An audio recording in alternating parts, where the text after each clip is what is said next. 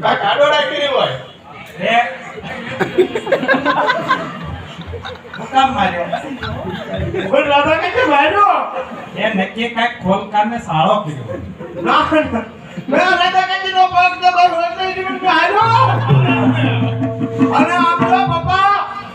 એ રાધા કે એમ કીધું હા. શું કીધું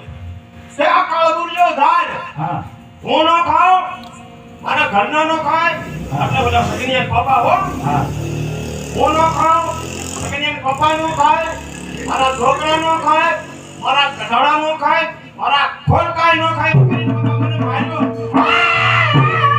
બટા સાનો રે સાનો હવે આમ જો હા પપ્પા આ તને માર્યો ને હા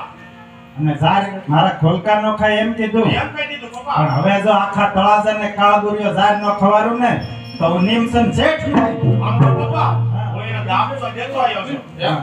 ત્યાં મને રાધાકાજી માર્યો છે ને એ ધબાલું